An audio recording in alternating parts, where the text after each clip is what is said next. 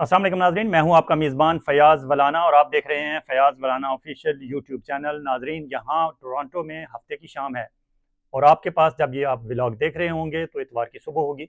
आपको बताते चलें कि पाकिस्तान में 14, 15 और 16 को SCO शंघाई कोऑपरेशन ऑर्गेनाइजेशन का इजलास हो रहा है और उस सिलसिले में ये मैंडेट चोर हुकूमत और इनके सरप्रस्त हमारे पिंडी वाले, हमारी मिलिट्री एस्टेब्लिशमेंट वाले अपनी लॉ इन्फोर्समेंट एजेंसीज और इंटेलिजेंस एजेंसीज की मदद से SCO के इंतजामात को आखिरी शक्ल दे रहे हैं। इन इंतजामात को आखिरी शक्ल देने के दौरान उन्होंने मुल्की वकार की बुलंदी के लिए क्या क्या इकदाम किए, कौन कौन से सेनेटर्स और MNAs के घरों पर अब तक छापे मारे हैं और वो पाकिस्तान तहरीक इंसाफ से ही क्यों तवक्को रख रहे हैं कि मुल्की वकार का ठेका सिर्फ आपका है, हमारा इससे कुछ लेना देना नहीं।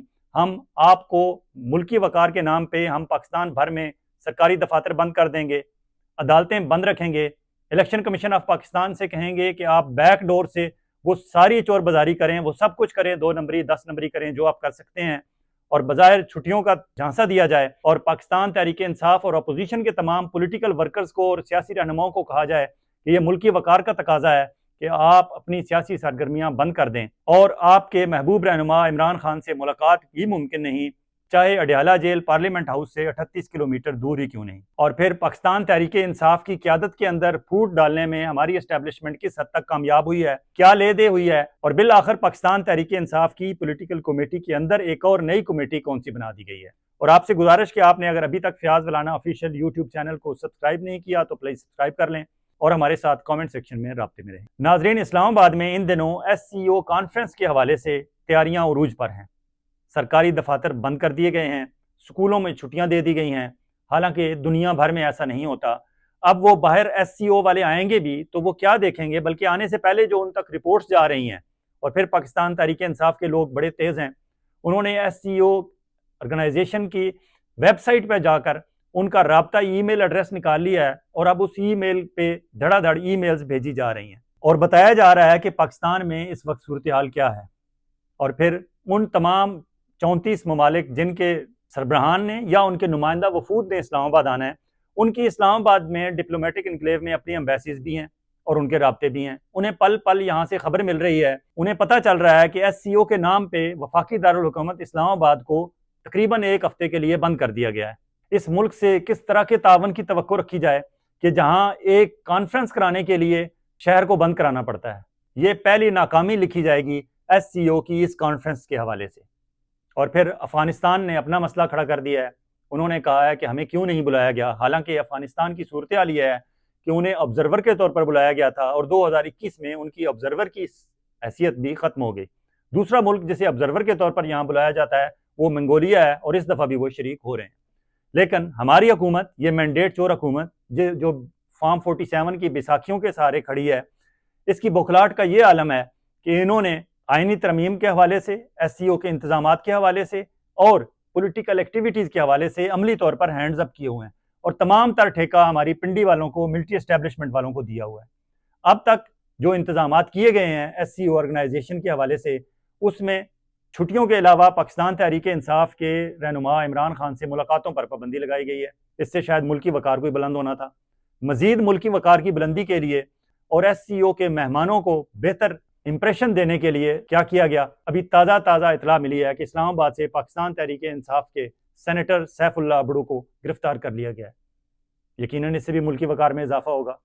मजीद पाकिस्तान तहरीक इंसाफ के मंडी बाउद्दीन से रुकने कौमी असम्बली चौधरी इम्तियाज़, जिन्हें इससे पहले भी उठाया गया और कई दिनों तक उन्हें मिसिंग पर्सन की लिस्ट में रखा गया, अब उनके भाई चौधरी एजाज जो इससे पहले MNA रह चुके हैं, इस्लामाबाद में उनके घर पर छापा मारा गया। इस्लामाबाद में उनके घर पर धावा बोला गया। वहाँ से चौधरी इम्तियाज़ या चौधरी एजाज तो ना मिले, लेकिन उनके मुलाजिमीन पर जो तशद्दुद किया गया, मैं कोशिश करूँगा कि हम आपको साइड विंडो पे वो दिखा सकें। और जिस तरह का उन पर तशद्दुद किया गया है, हम एग्जैक्टली वो दिखा नहीं सकते यूट्यूब कम्युनिटी गाइडलाइंस के मुताबिक, लेकिन फिर भी हम ब्लर करके आपको दिखा रहे हैं कि एक MNA को पकड़ने के लिए और उससे आइनी तरमीम के हक में वोट लेने के लिए ये तशद्दुद किया जा रहा है। अब इन मुलाजमीन का क्या कसूर है? शायद SCO के इंतजामात के हवाले से मुल्की वकार में ये रुकावट बन रहे होंगे, इसलिए इन पर यह तशद्दुद किया गया।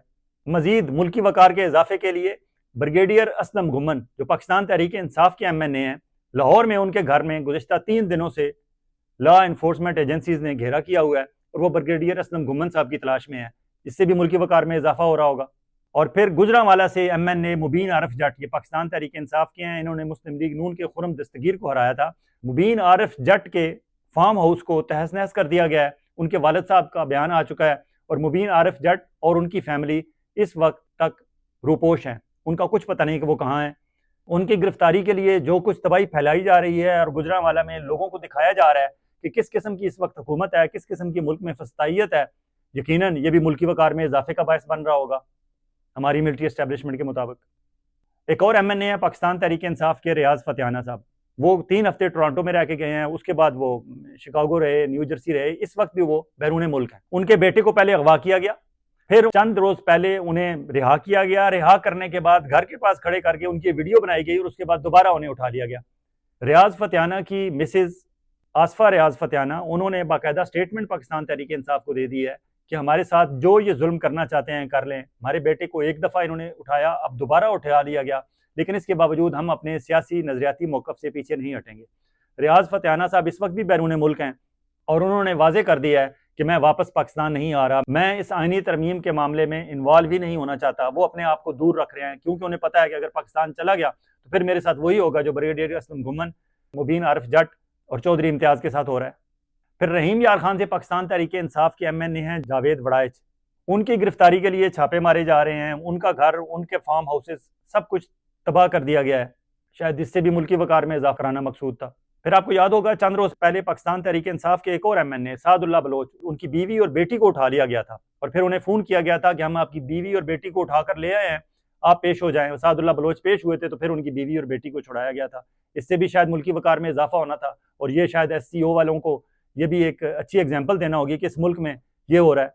फिर आपको पता होगा उस्मान अवान एक MNA है साहिवाल से पाकिस्तान तहरीक इंसाफ के, बिहाड़ी से औरंगजेब खिच्ची पाकिस्तान तहरीक इंसाफ के MNA हैं, उनका अभी तक कुछ पता नहीं, वो लापता की लिस्ट में शामिल हैं। उनके पीछे भी एजेंसीज लगी हुई हैं, इससे भी शायद मुल्की वकार में इजाफा होना होगा। फिर जनूबी पंजाब से ख्वाजा शहराज महमूद एक MNA हैं पाकिस्तान तहरीक इंसाफ के, वो खुद रूपोश हैं, बमा एलो अयाल, उनके करीबी रिश्तेदार नहीं बल्कि उनके कजन के कजन के कजन। उनका एक बयान दिलवाया गया और कहा गया है कि ख्वाजा शहराज महमूद को पाकिस्तान तहरीक इंसाफ ने अगवा किया हुआ है। अब अगर आपका कजन के कजन तक अगर आपकी रसाई पहुंची है तो इसका मतलब है पाकिस्तान तहरीक इंसाफ अपने कुछ MNAs को तो महफूज मकाम पर ले जाने में कामयाब हुए हैं, बल्कि आपको उनके करीबी रिश्तेदार भी नहीं दस्तयाब हो रहे जिनसे आप बयान ही दिलवा सकें। अब आपने एक ऐसे बंदे से बयान दिलवाया है जो तीसरी चौथी जगह पे जाके उनका रिश्तेदार जाहिर होता है। ये चंद एग्जाम्पल्स हैं जो मुल्की वकार में इजाफे के लिए ये मौजूदा हुकूमत और इनके सरपरस्त हमारे मिलिट्री एस्टेब्लिशमेंट वाले बपा किए हुए हैं इस्लामाबाद में, और साथ शंघाई तावन तंजीम भी इस्लामाबाद में करा रहे हैं और साथ ये भी कोशिश है उनकी कि इससे मुल्की वकार में इजाफा हो। ये जो आप काम कर रहे हैं, जो अभी मैंने एक लिस्ट आपको बताई है, ये चंद काम है। फिर हमीद शाह जो 4-5 अक्टूबर के पाकिस्तान तहरीक इंसाफ के इस्लामाबाद में होने वाले एहतजाज के दौरान आंसू गैस की एक्सेसिव शेलिंग के नतीजे में जो दमे के मरीज थे उनकी वफात हो गई, उनके साहबजादे ने उसी वक्त बयान दिया था और कहा था कि मेरे वालिद साहब दमे के मरीज थे और उन्होंने आंसू गैस की शेलिंग की वजह से उन्हें शदीद तकलीफ हुई थी। उन्होंने फ़ोन करके अपनी फैमिली और बच्चों को बताया भी था कि मेरी सांस बंद हो रही है, और बाद जहाँ हॉस्पिटल में से भी इसी तरह की इतलात थी। हमीद शाह के बेटे की वो वीडियो वायरल भी हुई। अब क्या किया इन्होंने, हमीद शाह के बेटों को थाने में बुलाया गया, वहाँ थाने में बिठा के हमीद शाह की तस्वीर साथ रख के उनसे एक बयान लिया गया और उस बयान में ये कहा गया कि पाकिस्तान तहरीक इंसाफ के कारकुनों ने अपने लीडरान के कहने पे मेरे वालिद को पकड़ा और उन पर तशद्दुद किया। अब ये बयान ज़बरदस्ती दिलवाया जा रहा है, इससे भी शायद मुल्की वकार में इजाफा होना होगा। ये तो मुल्की वकार वालों की सूरत हाल है, जो फेडरल गवर्नमेंट और इनके सरपरस्त मिलिट्री एस्टेब्लिशमेंट वाले जो कुछ कर रहे हैं, क्योंकि आईनी तरमीम का ठेका पिंडी वालों ने अपने जिम्मे लिया हुआ है और उसमें से उन्होंने बड़ी अहम तरीन अपनी एक जहाँ काजी फायज ईसा को super chief justice of Pakistan बनवाना मकसूद है और अपने मनपसंद जजेस को बिठाना है काजी साहब के साथ, और फिर वहाँ से सारा पाकिस्तान भर के अदालती निज़ाम को अपने कंट्रोल में करना मकसद है। दूसरा, पाकिस्तान भर में किसी भी आदमी को कहीं से भी जब चाहे हमारी इंटेलिजेंस एजेंसीज और लॉ इन्फोर्समेंट एजेंसीज उठाने का इख्तियार हासिल करना चाहते हैं इन शैतानी तरमीम से, इसलिए वो रात दिन एक किए हुए हैं सारे मामले में।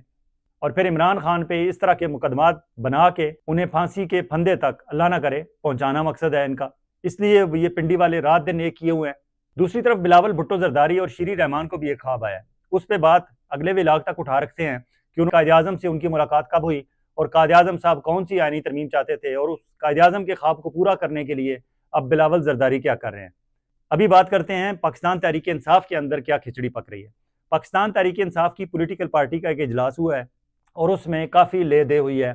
अली अमीन गंडापुर, जिन्हें पहले एक इजलास में नहीं बुलाया गया था क्योंकि वो जिरगे के हवाले से मसरूफ़ थे, और जहाँ तक जिरगे की बात है, पश्तून तहफ़्फ़ुज़ मूवमेंट का, जिसे अब पश्तून कौमी मूवमेंट का नाम दिया गया है PTM पे पाबंदी आयद होने के बाद, पश्तून तहफ़्फ़ुज़ वालों का जो कौमी जिरगा हो रहा था पेशावर में, खैबर के मकाम पे, उसमें जब हमारी मिलिट्री एस्टेब्लिशमेंट और हमारी फेडरल गवर्नमेंट बुरी तरह फंस गई, तो फिर यही वफाकी वज़ीर दाखिला मोहसिन नकवी, जो 2 रोज़ पहले तक मोहसिन नकवी की तलाश में थे और उसकी गिरफ्तारी चाहते थे, वहाँ गए और अली अमीन गंडापुर की मिन्नत समाजत करके गवर्नर को साथ लेके गए और कहा कि जाओ और इन पठानों से बात करो।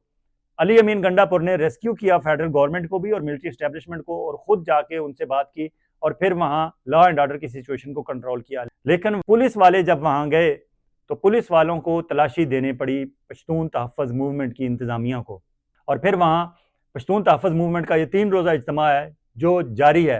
खून खराबे से वक्ती तौर पर तो बचा लिया अली अमीन गंडापुर ने, लेकिन अली अमीन गंडापुर को टफ टाइम दे रही है KPK में वहाँ की पुलिस, क्योंकि KPK की पुलिस ने इनकार कर दिया है सूबाई गवर्नमेंट के अंडर काम करने से। और उसकी वजह यह है कि इससे पहले अली अमीन गंडापुर ने, जो पाकिस्तान तहरीक इंसाफ का एक प्लान था कि पुलिस को इंतज़ामी दबाव से आज़ाद करना है, तो उन्होंने IG पुलिस, जो सूबे का सरबराह होता है पुलिस का, उसको इख्तियारात दे दिए थे ट्रांसफ़र एंड पोस्टिंग के। अब ये एक अच्छा प्लान था कि सियासी मुदाखलत से आज़ाद किया जाए पुलिस को और पुलिस आज़ादी से अपना काम करे। ये इमरान खान का विजन था और ये कामयाब भी रहा। लेकिन अब चूंकि IG KPK फेडरल गवर्नमेंट तैनात करती है, और वो फेडरल गवर्नमेंट तो यहाँ है कोई नहीं, यहाँ तो मिलिट्री एस्टेब्लिशमेंट है। अब यहाँ से मिलिट्री एस्टेब्लिशमेंट का भेजा हुआ एक IG पेशावर में बैठा हुआ था और वो पेशावर के कोर कमांडर की मर्जी के मुताबिक सारे काम कर रहा था। इस पे KPK के गवर्नमेंट को नाकाम करने की एक मजमूम कोशिश की जा रही थी। अब KPK के गवर्नमेंट ने, कैबिनेट ने अप्रूव कर दिया है कि आइंदा से पुलिस की ट्रांसफ़र एंड पोस्टिंग का इख्तियार चीफ मिनिस्टर KPK के पास होगा। सूबाई कैबिनेट ने ये अप्रूव कर दिया है। अब ये सूबाई पार्लियामेंट से अप्रूवल के बाद वहाँ कानून बन जाएगा और फिर पुलिस का इख्तियार वापस KPK गवर्नमेंट के पास चला जाएगा। क्यों? कि पिंडी वालों के कंट्रोल से वो आज़ाद होना चाहते हैं। वहाँ पिंडी वालों की इंस्ट्रक्शन पे अब वहाँ की पुलिस सर जोड़कर बैठ गई है और उन्होंने कहा कि हम इसे कबूल नहीं कर रहे। अब KPK पुलिस के अंदर फूट डालने के लिए ये एक साजिश की गई है। देखते हैं अली अमीन गंडापुर और उनकी कैबिनेट इससे किस तरह नबर्द आज़मा होती है, लेकिन ये एक शरारत की गई है। एक तरफ अली अमीन गंडापुर से हमायत ली जाती है, दूसरी तरफ उसकी पीठ में छुरा घोंपा जाता है। एक और छुरा जो उसकी पीठ में घोंपा गया है वो ये कि इमरान खान की मुलाकातों पर पाबंदी पे जब अली अमीन गंडापुर को भी कुछ नहीं बताया जा रहा, तो फिर PTI की पॉलिटिकल पार्टी की मीटिंग में अली अमीन गंडापुर पहली में तो शरीक नहीं हुए। उन्होंने एहतजाज किया कि मुझे बुलाया क्यों नहीं गया। तो दूसरी पॉलिटिकल पार्टी की मीटिंग में जब अली अमीन गंडापुर पेश हुए तो वहाँ तमाम लोगों ने अली अमीन गंडापुर पे चढ़ाई कर दी। उन्हें कहा गया कि आप भागे भागे यहाँ से KPK पहुँच गए थे एहतजाज छोड़ के चाइना चौक से, शायद आपको किसी किस्म की कोई गारंटी दी गई होगी या आप किसी दबाव में आ गए। जो भी हुआ, हमने आपकी कहानी सुन ली, लेकिन क्या इमरान खान से मुलाकात आप भी नहीं कर सकते? क्या इमरान खान की बहनों और उसके वकीलों से इमरान खान की मुलाकात पे आपने कोई एहतजाज किया? अली अमीन गंडापुर पे इतना शदीद दबाव था कि बिल आखिर अली अमीन गंडापुर को अब यह बयान देना पड़ा। अली अमीन गंडापुर के ताज़ा तरीन बयान के मुताबिक अली अमीन गंडापुर ने कहा है कि इमरान खान की खैरियत के हवाले से जो हमारी पार्टी के और हमारे लोगों के खदशात हैं वो दूर किए जाएँ। दूसरा, उन्होंने कहा है कि इमरान खान की बहनों की और डॉक्टर्स की और वकला की टीम की मुलाकात कराई जाए इमरान खान से। तीसरा, उन्होंने कहा है कि इमरान खान की बहनों और हमारे कारकुनों को फौरी तौर पर रिहा किया जाए। और आखिर में, इस बयान के आखिर में उन्होंने कहा है कि हमें एहतजाज पर मजबूर ना किया जाए। अब अली अमीन गंडापुर ने यह बयान तो दे दिया अपनी पॉलिटिकल पार्टी के दबाव पे, क्या वो इस बयान में इस हद तक मुखलिस हैं कि अगर ये काम 14 अक्टूबर की शाम तक ना किया गया तो वो एहतजाज में 15 को शामिल होंगे? ये अभी तक क्वेश्चन मार्क है।